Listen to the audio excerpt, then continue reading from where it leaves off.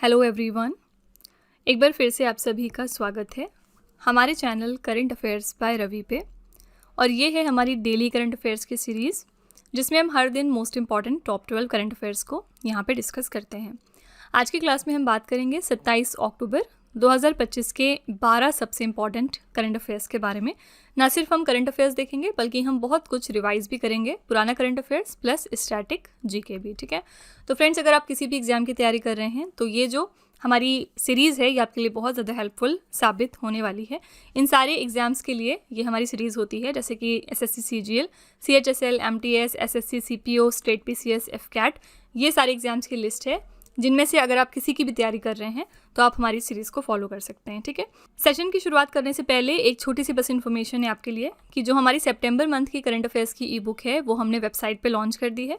साथ ही अगर आप पिछले 8 महीने की करंट अफेयर्स का ई बुक चाहते हैं जिसमें कि जनवरी से लेकर अगस्त 2025 तक के सारे इंपॉर्टेंट करंट अफेयर्स मौजूद हों, तो ये वाली ई बुक भी आपको मिल जाएगी हमारी वेबसाइट www.ravibooks.pdf.com पर। आप यहाँ पर जाकर इनको चेकआउट कर सकते हैं। ये एक छोटा सा सैम्पल है हमारी ई बुक का। आप देख सकते हैं कि हर क्वेश्चन को कितने अच्छे तरीके से एक्सप्लेन किया है हमने, highlight, important point, static GK और पिक्चर्स का यहाँ पर यूज़ करते हुए, ताकि हर क्वेश्चन की आपको अच्छी अंडरस्टैंडिंग हो सके और साथ ही आप इनको बहुत दिनों तक याद रख सकें, क्योंकि आपके एग्जाम में पिछले 6 से 7 महीने का करंट अफेयर्स पूछा जाता है। ठीक है, तो अगर आप इंटरेस्टेड हैं, अगर आप हमारी इन ई बुक्स को परचेज़ करना चाहते हैं तो इस वेबसाइट को ज़रूर रेफ़र करिएगा। चलिए आज की अपनी धमाकेदार क्लास को शुरू कर लेते हैं। और हमेशा की तरह हम सेशन की शुरुआत करते हैं क्विक रिवीजन के साथ, यानी एक दिन पहले हमने जो कुछ भी पढ़ा होता है उसको यहाँ पर हम एक बार सरसरी निगाह से देखते हैं। तो ये वाले जो क्वेश्चंस हैं ये सैटरडे के हैं, क्योंकि संडे वाले दिन जो है हमारा वीकली करंट अफेयर्स की क्लास होती है। बेसिकली हम इस दिन रिवीजन करते हैं। ठीक है, तो अगर आप इन क्वेश्चंस को डिटेल में पढ़ना और समझना चाहते हैं तो आप हमारा सैटरडे वाला लेक्चर ज़रूर रेफर करिएगा। ओके, सैटरडे को हमने पहला क्वेश्चन किया था, नवंबर 2025 में भारत का पहला आधिकारिक तौर पर अत्यधिक गरीबी से मुक्त राज्य किसे घोषित किया जाएगा, तो ये है केरला। ब्रिटिश अकादमी पुस्तक पुरस्कार 2025 किसने जीत लिया है, इसके विनर हैं सुनील अमृत। इनको किस कृति के लिए मिला है, तो the burning earth and environmental history of the last 500 years के लिए। ठीक है, फिलहाल ये येल यूनिवर्सिटी में हिस्ट्री के टीचर हैं। येल यूनिवर्सिटी कहाँ पर है, यूएसए में है। ठीक है, वैश्विक निवेश जोखिम और लचीलापन सूचकांक 2025 में भारत को कौन सी रैंक मिली है, भारत को इसमें 155 रैंक पे रखा गया है। टॉप 3 देश थे स्विट्जरलैंड, डेनमार्क और नॉर्वे। इसके जारीकर्ता हैं हिनले एंड द पार्टनर्स एंड एल्पैगियो। ठीक है, हमारी 155 रैंक है आउट ऑफ 226 कंट्रीज़। संयुक्त राष्ट्र दिवस हमने कब सेलिब्रेट किया है, तो 24 अक्टूबर को। इस साल के लिए हमने थीम रखी है बिल्डिंग आवर फ्यूचर टुगेदर। इस साल जो संयुक्त राष्ट्र है उसकी 80वीं वर्षगांठ जो है वो सेलिब्रेट करी गई थी। किस भारतीय ओलंपिक स्वर्ण पदक विजेता को 2026 शीतकालीन ओलंपिक के लिए मशाल वाहक के रूप में चुना गया, तो ये हैं अभिनव बिंद्रा। और ये इवेंट कहाँ पर होगा, मिलान और कोर्टिना डी अम्पेड्रो यानी कि इटली के अंदर। ठीक है, कब से कब तक होगा, 6 से लेकर 22 फरवरी को 2026 में। विश्व बौद्धिक संपदा संगठन के सलाहकार बोर्ड की पहली भारतीय और एशियाई अध्यक्ष के रूप में किसे नियुक्त किया गया, ये है न्यायमूर्ति प्रतिभा एम सिंह। ठीक है, ये 2025 से 27 जो टर्म है उसके लिए इसकी अध्यक्ष रहने वाली हैं। तीरंदाजी वर्ल्ड कप 2025 फाइनल के बाद भारत की मेडल टैली में क्या रैंक रही, तो हमारी रैंक थी चौथी। भारत ने इसमें कुल 15 पदक जीते थे, जिसमें से 3 स्वर्ण, 4 रजत और 8 कांस्य पदक शामिल है। इसका जो फाइनल है वो 17 से लेकर 19 अक्टूबर तक चीन के नानजिंग में होगा। ठीक है, और यहाँ पर हम चौथे पोजीशन पे हैं। हमसे पहले टॉप 3 कंट्रीज़ कौन सी हैं, फर्स्ट पे है साउथ कोरिया, दूसरे पे है मैक्सिको, फिर इसके बाद यूएसए और फिर हम आते हैं इंडिया। ठीक है, भारत में वास्तविक समय बाढ़ पूर्व अनुमान प्रणाली शुरू करने वाला पहला शहर कौन सा बन गया, तो ये है चेन्नई। अगला है अक्टूबर 2025 में निंगोल चाकोबा उत्सव किस राज्य में मनाया गया, ये उत्सव मनाया गया है मणिपुर में। फिडे शतरंज विश्व कप 2025 के आधिकारिक लोगो और गान का अनावरण किसने किया, तो प्रमोद सावंत ने। और इसके लिए आयोजन स्थल क्या रखा गया था, गोवा का पणजी शहर। ठीक है, इसके लिए गान क्या है, तो इट्स योर मूव, जो कि दलेर मेहंदी ने गाया है। अगला है अक्टूबर 2025 में किस देश को COP10 ब्यूरो के एशिया प्रशांत क्षेत्र का फिर से उपाध्यक्ष बनाया गया है, तो भारत को। और अगर आपसे अध्यक्ष पूछा जाएगा तो अध्यक्ष के लिए कौन सी कंट्री को चूज़ किया गया है, तो ये है अज़रबैजान देश। ठीक है, अक्टूबर 2025 में भारत ने किस देश के साथ मिलकर युवा वैज्ञानिकों के लिए रामानुजन जूनियर रिसर्चर्स प्रोग्राम की शुरुआत करी है, तो आंसर है ब्रिटेन। ये हमारे most important top 12 current affairs थे सैटरडे वाले। अगर आप इनको डिटेल में पढ़ना चाहते हैं तो आप हमारा वो वाला लेक्चर ज़रूर रेफर करिएगा, हमने वहाँ पर हर क्वेश्चन को बहुत डिटेल में समझा था। चलिए आज की अपनी क्लास हम शुरू कर लेते हैं पहले क्वेश्चन के साथ। पहला क्वेश्चन है, अक्टूबर 2025 में यूरोपीय संघ के सर्वोच्च मानव अधिकार सम्मान सखारोव पुरस्कार से किसे सम्मानित किया गया है। यूरोपियन यूनियन का ये सबसे हाईएस्ट ह्यूमन राइट ऑनर है जिसका नाम है सखारोव प्राइज। ये किसको दिया गया है आपको ये बताना है। तो इस साल इसके 2 विनर्स हैं। पहले यहाँ पर ऑन्द्रेस पोज़ोबूथ और दूसरी हैं जिया माग्लोबेली। ठीक है, ए और बी दोनों करेक्ट हो जाएगा। डी ऑप्शन आपका सही हो जाएगा, उपरोक्त दोनों ए एंड बी। ठीक है, तो ऑन्द्रेस पोज़ोबूथ बेलारूस के प्रमुख पत्रकार और मानवाधिकार समर्थक हैं। साथ ही जिया माग्लोबेली जो हैं ये जॉर्जिया की प्रमुख पत्रकार और स्वतंत्र मीडिया संस्थाओं के संस्थापक हैं। ठीक है, आपको कंट्रीज़ भी ज़रूर याद रखना चाहिए। ये बेलारूस से हैं और ये जॉर्जिया से हैं। सखारोव पुरस्कार के बारे में कुछ फैक्ट्स देखते हैं। इसकी स्थापना हुई थी वर्ष 1988 में यूरोपीय संसद द्वारा। इसकी स्मृति ये पुरस्कार सोवियत वैज्ञानिक और नोबेल शांति पुरस्कार विजेता ऑन्द्रे सखारोव के नाम पर रखा गया। ठीक है, ये ऐसे व्यक्तियों या समूहों को दिया जाता है जिन्होंने मानव अधिकारों, अभिव्यक्ति की स्वतंत्रता व लोकतांत्रिक मूल्यों की रक्षा में असाधारण योगदान दिया हो। राशि इसमें पुरस्कार में 50,000 यूरो की राशि दी जाती है जो कि लगभग 45 लाख रुपए बनते हैं। ठीक है, तो इसमें याद रखिएगा 2 लोग इसके विनर हैं। और अगर हम कंट्री की बात करेंगे तो ऑन्द्रेस पोज़ोबूथ जो हैं वो बेलारूस से हैं और जिया जो हैं ये जॉर्जिया देश को बिलोंग करती हैं। ओके, यहाँ पे अगर हम बात करें नरेंद्र मोदी जी की तो उनको टाइम टू टाइम बहुत सारे अवार्ड्स अलग अलग कंट्रीज़ देते रहते हैं। एक बार चलिए हम 2025 में कुछ इंपॉर्टेंट कंट्रीज़ का नाम देख लेते हैं जिन्होंने नरेंद्र मोदी जी को अपना अवार्ड दिया है। इसमें सबसे पहला नाम आता है मॉरिशस का। ठीक है, मॉरिशस ने अपना grand commander of order of star and की ऑफ इंडियन ओशन वाला अवार्ड जो है दिया था मोदी जी को। फिर सेकंड कंट्री है यहाँ पे श्रीलंका, इन्होंने अपना मित्र विभूषण दिया है मोदी जी को। फिर इसके अलावा सिप्रस देश है, इसके अलावा जो है वो घाना है और त्रिनिदाद एंड टोबैगो देश है, इसके अलावा ब्राज़ील है। ये सारे जो है वो देश हैं जिन्होंने मोदी जी को 2025 में अपने कोई ना कोई अवार्ड दिए हैं। ठीक है, तो इन कंट्रीज़ का नाम याद रखिएगा, एग्जाम में अक्सर पूछ लिया जाता है क्योंकि मोदी जी को जो भी अवार्ड मिलते हैं वो आपके लिए इंपॉर्टेंट हैं। ठीक है, इसी के साथ चलिए हम थोड़ा सा यहाँ पे 2025 की इंपॉर्टेंट पुरस्कार और सम्मान की लिस्ट को एक बार रिवाइज कर लेते हैं। पहला है wild life photographer of the year पुरस्कार। ये मिला है विम वैन डेन हीवर को। नोबेल शांति पुरस्कार की विजेता 2025 के लिए रही Maria Corina Machado. Israeli presidential medal of honour दिया गया है प्रेसिडेंट यूएस के डोनाल्ड ट्रंप को। शास्त्र रामानुजन पुरस्कार 2025 का मिला है डॉक्टर अलेक्जेंडर स्मिथ को। वैश्विक आयुष्मान कैंटन मिलर पुरस्कार 2025 मिला है डॉक्टर सोनाली घोष को, जो कि डायरेक्टर हैं काजीरंगा नेशनल पार्क की। काजीरंगा नेशनल पार्क कहाँ पर है? असम में। एबल पुरस्कार मैथमेटिक्स की फील्ड में दिया जाता है और 2025 के लिए इसके विनर है मसाकी काशिवारा, जो कि जापान को बिलोंग करते हैं और इसी के साथ ये जापान से पहले व्यक्ति हैं जिनको एबल पुरस्कार मिला है। महिला बैलन डियोर पुरस्कार 2025 दिया गया एताना बोमाती को। पुरुष बैलन डियोर दिया गया है उस्मान डेम्बेले को। अंतर्राष्ट्रीय जल पुरस्कार 2025 दिया गया डॉक्टर हिमांशु कुलकर्णी को। रेमन मैग्सेसे पुरस्कार 2025 जीतने वाली पहली भारतीय संस्था बनी एजुकेट गर्ल्स। पहला वैश्विक MS स्वामीनाथन पुरस्कार मिला है एडेमोला एडेनले को। ठीक है, तो ये आपकी मोस्ट इंपॉर्टेंट पुरस्कार और सम्मान की लिस्ट है, आप इनको ज़रूर ध्यान में रखिएगा। अगला प्रश्न है, अक्टूबर 2025 में आसियान का 11वां सदस्य देश कौन सा बना? तो एशियान में 11th मेंबर नेशन अब बन गया है Timor Leste. B option correct हो जाएगा। तो आसियान का 11वां सदस्य देश तिमोर लेस्ते बना है। इसे 26 अक्टूबर 2025 को 47वें आसियान शिखर सम्मेलन के दौरान कुआलालंपुर मलेशिया में आधिकारिक रूप से आसियान में पूर्ण सदस्यता दे दी गई है। घोषणा करने वाले कौन है? मलेशिया के प्रधानमंत्री अनवर इब्राहिम। ठीक है, इसी के साथ एशियान की बात करेंगे तो फुल फॉर्म है association of south east Asian Nations, दक्षिण पूर्व एशियाई राष्ट्रों का संगठन। इस कब स्थापित हुआ था? 8 अगस्त 1967 को। सचिवालय इसका कहाँ पर है? इंडोनेशिया के जकार्ता में। इसमें अब फिलहाल 11 सदस्य देश हो गए हैं, अभी तक 10 थे। आसियान की सदस्य संख्या 10 से बढ़कर अब क्योंकि 11 हो गई है because of Timor Leste.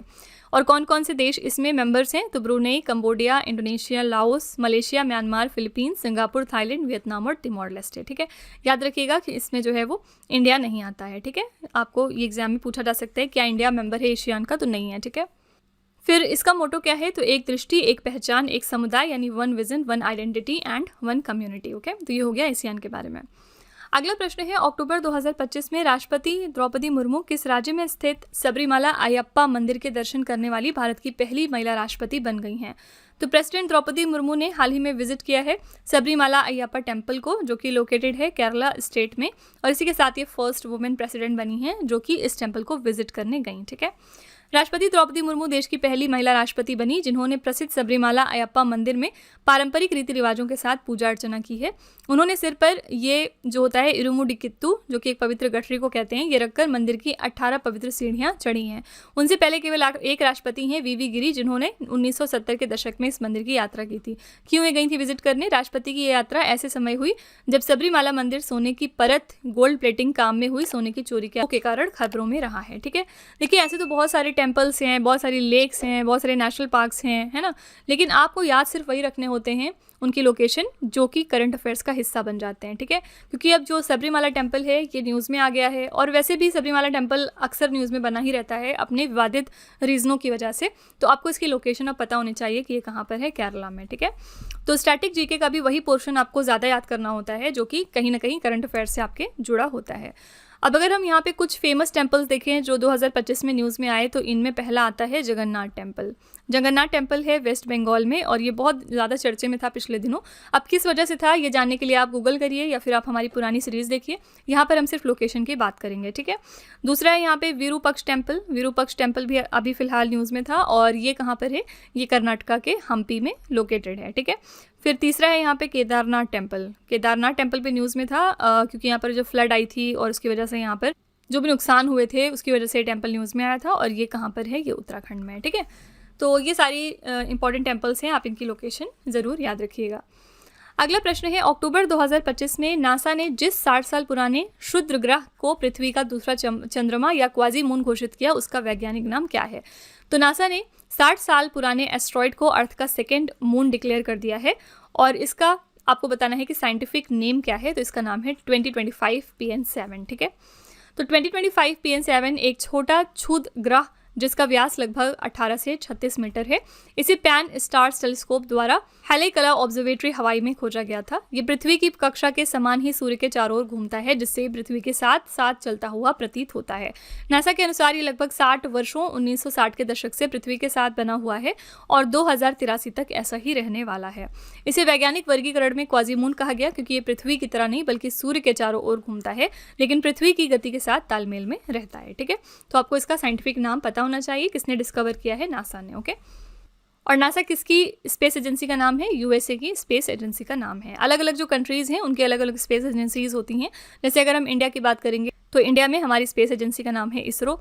Similarly हम जापान की बात करेंगे तो जापान की स्पेस एजेंसी का नाम है जक्सा। और सिमिलरली चाइना की जो स्पेस एजेंसी है उसका चाइना नेशनल स्पेस एजेंसी नाम है, CNSA उसको लिखा जाता है। इस तरह से अलग अलग देश की अलग अलग एजेंसीज होती हैं। ठीक है, अगला प्रश्न है, अक्टूबर 2025 में किस राज्य ने वाइपिन और फोर्ट कोची को जोड़ने वाली पहली पानी के नीचे सुरंग यानी अंडर वाटर टनल बनाने की घोषणा करी है? तो ये अनाउंसमेंट कर दी है केरला स्टेट ने। केरला ने अनाउंस किया कि वो पहला ऐसा अंडर वाटर टनल बनाएंगे जिससे कि विपिन को फोर्ट कोची के साथ जोड़ा जाएगा। ठीक है, ये सुरंग अरब सागर के नीचे से गुजरेगी और कोची पोर्ट के वेस्ट शिपिंग चैनल को पार करेगी। इस परियोजना की अनुमानित लागत है 2672 करोड़ रुपए।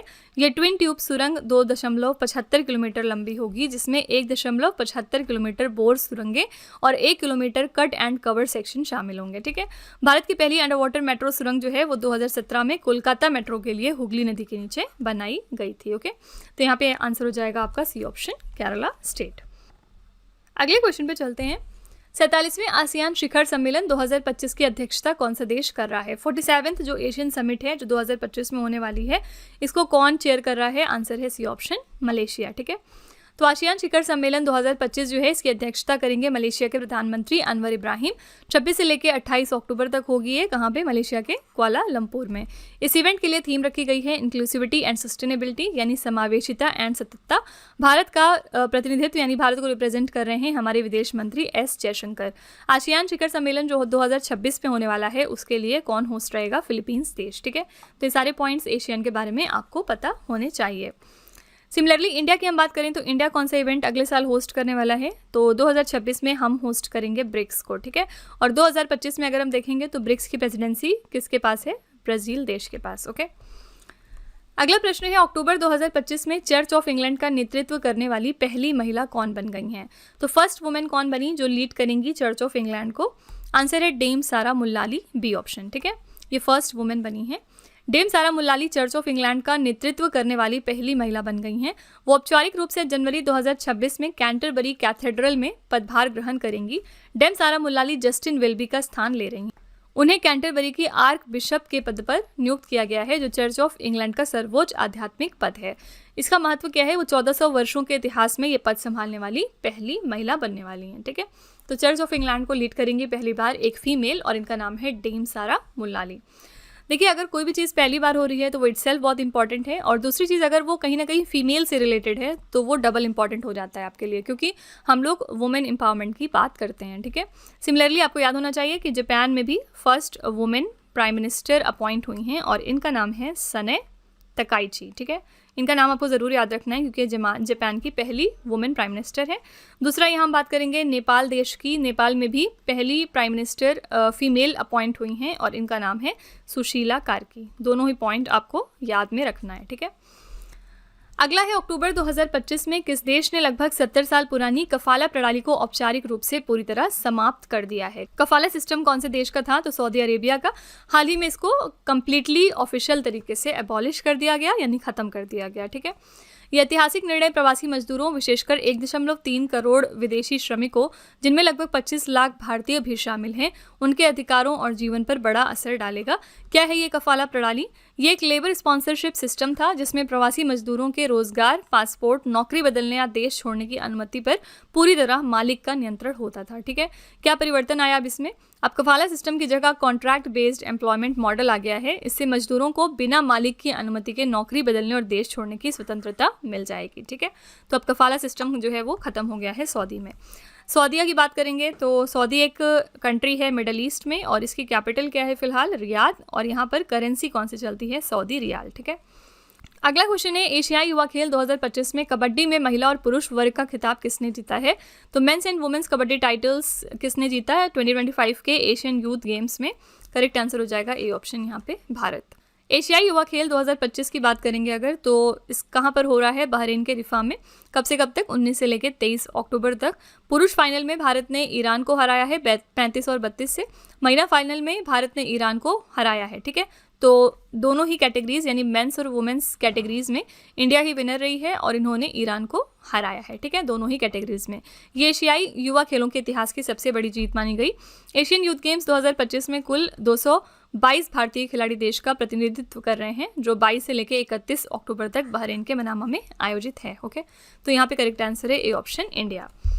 इसी के साथ हमने बात करी थी कि सितंबर मंथ के लिए men's player of the month बनाया गया है अभिषेक शर्मा को, जो कि इंडिया के प्लेयर हैं, और women's player of the month यानी ICC women's player of the month बनाई गई हैं हमारी उप कप्तान स्मृति मंधाना जी। ठीक है, तो इस बार आपको याद रखना है कि दोनों ही जो प्लेयर्स हैं वो इंडिया को बिलोंग करते हैं। अगला प्रश्न है, क्रोचिन शिपयार्ड लिमिटेड द्वारा निर्मित 8 anti submarine warfare shallow water craft में से पहले जहाज का नाम क्या है, जिसे अक्टूबर 2025 में भारतीय नौसेना को सौंपा गया है? तो जो 8 anti submarine warfare shallow water craft हैं उनमें से पहले का क्या नाम था, जिसको कोचिन शिपयार्ड लिमिटेड बना रही है, और उसको अब इंडियन नेवी को हैंड ओवर कर दिया गया है अक्टूबर 2025 में? इसका नाम है आईएनएस माहे। ठीक है, बी ऑप्शन करेक्ट है। ये हमारी युद्धपोत माहे है। इसके निर्माता हैं कोचिन शिपयार्ड लिमिटेड। इस श्रृंखला का नाम है माहे। ऐतिहासिक बंदरगाह शहर माहे पुडुचेरी से प्रेरित नाम है ये, और पहला जहाज इसमें आ रहा है आईएनएस माहे। श्रृंखला का ये पहला पोत है। कुल जहाज़ों की संख्या इसमें 8 रहने वाली है। लंबाई इसकी है 78 मीटर, और इसमें लगभग 1100 टन का जो है वो भार होने वाला है। इसका मुख्य उपयोग क्या है? पनडुब्बी रोधी संचालन यानी एंटी सबमरीन वॉरफेयर, समुद्र में निगरानी, खदान बिछाना, खोज एवं बचाव अभियान। ठीक है, तो ये जो माहे है ये फर्स्ट शिप है under the 8 anti submarine warfare shallow watercrafts. ठीक है, इसका नाम है आईएनएस माहे। अगला क्वेश्चन है, किस कश्मीरी भारतीय वैज्ञानिक को ब्रिक्स अंतर्राष्ट्रीय पुरस्कार 2025 से सम्मानित किया गया है? कौन से इंडिया के साइंटिस्ट हैं जिनको ब्रिक्स इंटरनेशनल अवार्ड 2025 दिया गया है? आंसर है यहाँ पे C option, doctor Shabir Hasan. तो डॉक्टर शब्बीर हसन एक भारतीय कश्मीरी वैज्ञानिक हैं। उन्हें सम्मान अनुसंधान और शिक्षा को बढ़ावा देने में उनके योगदान के लिए मिला है। ये पुरस्कार मॉस्को रूस में आयोजित एक समारोह में दिया गया था। और ब्रिक्स अंतर्राष्ट्रीय पुरस्कार 2025 के अन्य प्रमुख विजेता कौन कौन हैं? पहला है माइस्ट्रो इगोर अवार्ड, रूस के लिए है, सिम्फोनिक संगीत और सांस्कृतिक दर्शन के लिए मिला है इनको। अबू सिपियान खरखराव, दगिस्तान गणराज्य, इसके बारे में हमने बात करी थी। आध्यात्मिक शिक्षा सांस्कृतिक विकास के लिए इनको यह अवार्ड दिया गया है, ठीक है। तो यहाँ पे याद रखिएगा कि ब्रिक्स इंटरनेशनल अवार्ड दिया गया है डॉक्टर शबीर हसन को। यहाँ पे ब्रिक्स की बात करेंगे तो कौन कौन सी कंट्रीज आती हैं ब्रिक्स में। देखिए, सबसे पहले ओरिजिनली तो ये ब्रिक बना था, यानी ब्राज़ील, रशिया, इंडिया और चाइना ने मिलकर इसको बनाया था। 2010 में ज्वाइन किया साउथ अफ्रीका ने और ये ब्रिक्स बन गया, ठीक है। और लास्ट ईयर 2024 में 4 और कंट्रीज़ ने इसको ज्वाइन किया था, इजिप्ट, फिर एथियोपिया, ईरान और यूएई ने, ठीक है। फिर 9 मेंबर नेशंस हो गए थे इसमें, और 2025 में फाइनली इसको इंडोनेशिया ने भी ज्वाइन कर लिया है। तो इसमें टोटल अभी 10 मेंबर नेशंस हैं पार्टनर कंट्रीज़ को छोड़ के, ठीक है। आज का आखिरी प्रश्न है हमारा, अक्टूबर 2025 में किस राज्य के मुख्यमंत्री ने स्कूल और कॉलेज के पाठ्यक्रम में शतरंज को शामिल कर लिया है? कौन से स्टेट के चीफ मिनिस्टर हैं जिन्होंने चेस को इंक्लूड किया in the school and college curriculum? तो आंसर हो जाएगा सी ऑप्शन, यहाँ पे गोवा, ठीक है। तो अक्टूबर 2025 में गोवा के मुख्यमंत्री डॉक्टर प्रमोद सावंत ने स्कूल और कॉलेज के पाठ्यक्रम में शतरंज को शामिल करने की घोषणा करी। उन्होंने ये घोषणा फिडे विश्व कप 2025 के लोगो अनावरण के दौरान की थी। उद्देश्य क्या है? छात्रों में आत्मविश्वास पैदा करना और रणनीतिक सोच को विकसित करना। ओके, तो गोवा के जो चीफ मिनिस्टर हैं उन्होंने चेस को इंक्लूड किया है स्कूल और कॉलेज के करिकुलम में।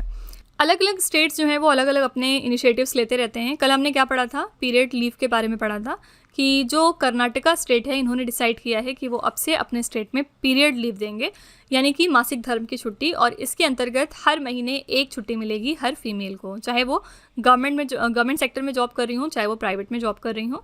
और इसी के साथ उनको पूरे साल में 12 छुट्टियाँ मिलेंगी पीरियड लीव के नाम पर, ठीक है। तो आपको ये भी एग्जाम में पूछा जा सकता है। तो इसी के साथ फ्रेंड्स हमारी क्लास यहाँ पर एंड होती है। आई रियली होप कि आपको क्लास पसंद आई होगी, और हमेशा की तरह हम लास्ट में आपके लिए एक छोटा सा टेस्ट रखते हैं ताकि आप खुद को एनालाइज कर सकें। आज का पहला क्वेश्चन है, अक्टूबर 2025 में आसियान का 11वां सदस्य देश कौन सा बना?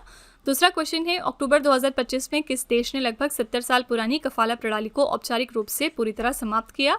और तीसरा क्वेश्चन है, एशियाई युवा खेल 2025 में कबड्डी में महिला और पुरुष वर्ग का खिताब किसने जीता है? ठीक है, तो ये 3 क्वेश्चन हैं आपके लिए एज अ होमवर्क। इनका जवाब जो है वो आपको कॉमेंट सेक्शन में जाके लिखना है। इसी के साथ फ्रेंड्स हमारी क्लास यहाँ पर एंड होती है, और आपको ये आज की क्लास कैसी लगी इसका फीडबैक आप ज़रूर दीजिएगा कमेंट सेक्शन में। साथ ही अगर आपको लगता है कि इसमें किसी इंप्रूवमेंट की ज़रूरत है, कोई आपकी तरफ से सजेशन है, तो वो भी आप कमेंट में जाके लिख सकते हैं, हम उसको डेफिनेटली रिव्यू करेंगे। ठीक, तो इसी तरह के बेस्ट क्वालिटी कंटेंट और अच्छी प्रिपरेशन के लिए हमारे चैनल के साथ जुड़े रहिए।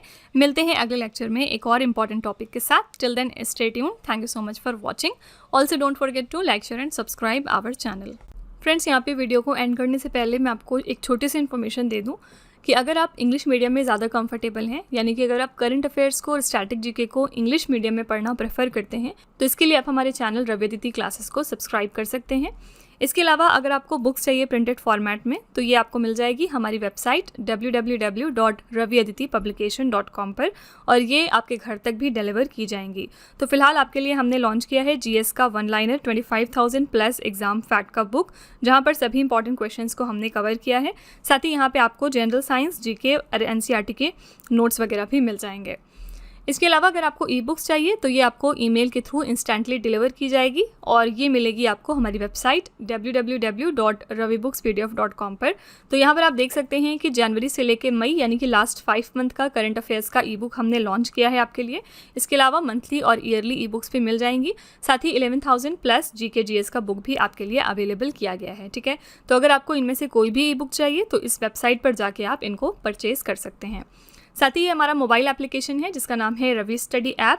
अगर आपको इस वीडियो का फ्री पीडीएफ चाहिए तो आप यहाँ पर जाके इसको डाउनलोड कर सकते हैं। इस एप्लीकेशन में और भी चीज़ें हैं आपके लिए, जैसे कि जीएस की टेस्ट सीरीज, करंट अफेयर्स के नोट्स, यूट्यूब के वीडियो नोट्स, करंट अफेयर्स की ई बुक्स, जीके जीएस की ई बुक्स एटसेट्रा। ठीक है, तो आप इस एप्लीकेशन को डाउनलोड करके फर्दर एक्सप्लोर कर सकते हैं। और सभी वीडियोस और ई बुक से रिलेटेड जो अपडेट्स हैं वो आपको मिलेगी हमारे Telegram channel current affairs by Ravi पर। तो इसको भी आप ज़रूर ज्वाइन कर लीजिएगा, जिससे कि आप हमारे सारे न्यू लॉन्चेस से अपडेटेड रहें। ठीक है।